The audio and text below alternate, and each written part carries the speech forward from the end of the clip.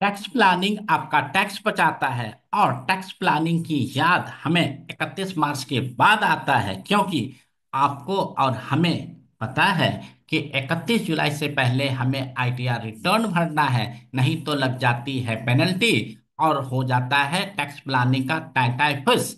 तो आज हम बात करेंगे कि 31 मार्च खत्म होने के बाद जब आप 31 जुलाई से पहले रिटर्न भरना चाहते हो तो आपको किन किन बातों पर ध्यान देना है और कौन कौन से आईटीआर फॉर्म आपको चूज करना है।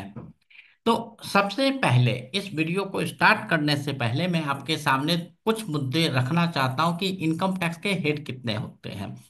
जहां पर आप काम करते हो, जॉब में हो, एम्प्लॉयर और एम्प्लॉय का रिलेशनशिप है, जो भी पैसा आता है वो सैलरी हेड में टैक्सेबल होता है। इसी तरीके से आपके पास कोई घर है, आपने पूरे घर को रेंट पर लगा रखा है, एक यूनिट को रेंट पर लगा रखा है, तो उससे जो भी पैसा आता है वो हाउस प्रॉपर्टी में टैक्स लगता है। इसी तरीके से आप कोई प्रोफेशनल हो, कोई रिटेल का, कोई मैन्युफैक्चरिंग का, कोई कॉन्ट्रैक्टर का, किसी भी टाइप का बिजनेस करते हो, तो उससे जो इनकम आती है उसको बिजनेस एंड प्रोफेशन में टैक्स लगाया जाता है। आपके पास कुछ असेट है, जैसे गोल्ड है, शेयर्स है, म्यूचुअल फंड है, लैंड है, हाउस है, प्रॉपर्टी है, आप उसको सेल करते हो तो उससे जो प्रॉफिट अर्न होता है उसे कैपिटल गेन कहते हैं। और जब इन चारों में आपका कोई भी इनकम नहीं आता है तो उसे हम इनकम फ्रॉम अदर सोर्स में टैक्स लगाते हैं। तो किसी भी व्यक्ति के पास इन्हीं 5 हेड में इनकम होता है। और आपको जो आईटीआर फॉर्म चूज करना है, चाहे वो आईटीआर 1 हो, 2 हो, 3 हो, 4 हो, क्योंकि इंडिविजुअल के लिए आईटीआर 1 से लेके आईटीआर 4 तक ही अप्लीकेबल है। उसके बाद इंडिविजुअल के लिए आईटीआर 5, 6, 7 अप्लीकेबल नहीं होता है। तो पहले आपको नेचर ऑफ इनकम आइडेंटिफाई करना है, फिर आपको फॉर्म सिलेक्ट करना है। तो आइए अब हम जाने कि हमें कौन कौन सा फॉर्म कब सिलेक्ट करना चाहिए। तो नेक्स्ट वीडियो में हम बात करेंगे कि आपको अपने आईटीआर का ऑडिट करना चाहिए, और आप जब ऑडिट करोगे तो कितना पेनल्टी आपको बच सकता है। तो आप हमारे साथ बने रहें, नेक्स्ट वीडियो का वेट करें। अब क्वेश्चन आता है कि मनीष जी, मैं एक सैलरी इम्प्लॉयड हूँ, कुछ मेरे को एफडी और सेविंग अकाउंट से इंटरेस्ट आ रहा है, तो मैं कौन सा फॉर्म चूज करूँ। सबसे पहले मैं आपसे पूछूंगा, क्या आपकी सैलरी 50 लाख से ज्यादा है या कम है। अगर आपने बोला कि आपकी सैलरी 50 लाख से कम है, और मैं फिर पूछूंगा क्या आपके पास एक खास प्रॉपर्टी है, सेल्फ ऑक्यूपाइड है, तो कहते हैं हाँ जी। फिर मैं पूछूंगा कि सिर्फ आपका जो सेविंग अकाउंट और एफडी अकाउंट है, इसके अलावा तो कोई और इनकम नहीं है, तो आपने बोला नहीं जी। लेकिन इसके साथ साथ आपके पास कोई शेयर्स या म्यूचुअल फंड था जो 2 साल, 3 साल, 4 साल से चला आ रहा था, इस साल आपने बेचा, और उस पर जो गेन है, लॉन्ग टर्म कैपिटल गेन का जो गेन है वो 1,25,000 से ज्यादा नहीं है, तब भी आप आईटीआर 1 ही चूज करना, क्योंकि ये जो चेंज है अभी 2 मई को ही चेंज अमेंड किया गया है। इससे पहले अगर आपके पास कैपिटल गेन होता था तो आपको आईटीआर 2 चूज करना पड़ता था, लेकिन इस बार लॉन्ग टर्म कैपिटल गेन जो 1,25,000 तक एग्जम्प्टेड है, और आपके इनकम में सिर्फ लॉन्ग टर्म कैपिटल गेन है, और total long term capital gain 1,25,000 से कम है, तो आपको आईटीआर 1 ही चूज करना है। इसी तरीके से अगर आपकी इनकम 50 लाख से ज्यादा हो जाती है तो आपको आईटीआर 2 चूज करना है। फिर आपके पास एक घर हो, 2 घर हो, 3 घर हो, फिर कोई मायने नहीं रखता। आपके पास सेविंग और एफडी के अलावा भी और किसी भी सोर्स से इनकम है तो आप यहाँ भी डिस्क्लोज कर सकते हो।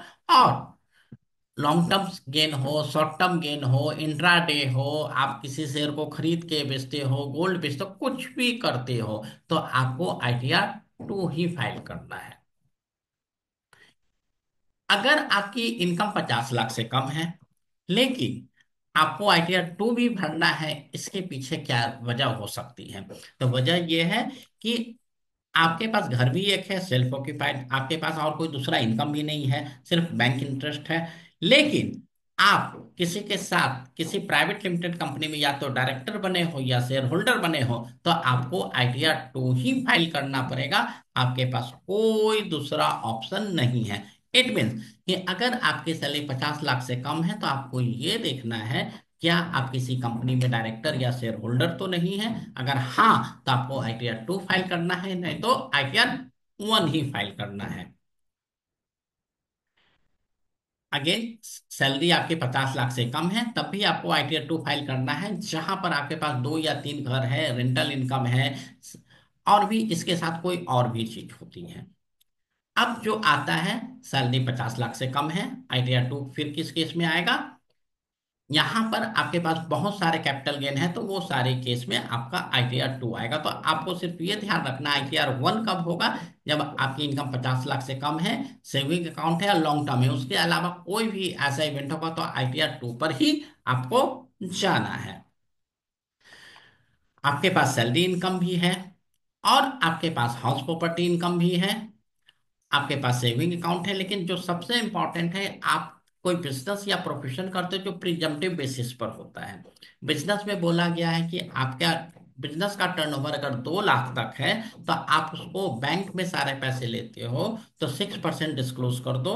अगर आप कैश में लेते हैं तो 8% डिस्क्लोज कर दो। अगर आप प्रोफेशनल हो, लाइक डॉक्टर हो, एडवोकेट हो, IT प्रोफेशनल हो, कोई फिल्म आर्टिस्ट हो, कोई आप इंटरटेनमेंट इंडस्ट्री से हो, ऐसा कुछ भी है, चार्टर्ड अकाउंटेंट हो, तो आपका जो ग्रॉस रिसीट है वो माना जाता है प्रोफेशनल इनकम। और आपका जो ग्रॉस रिसीट है वो 50 लाख से कम है, तो आप प्रिवेंटिव इनकम ऑप्ट कर सकते हो।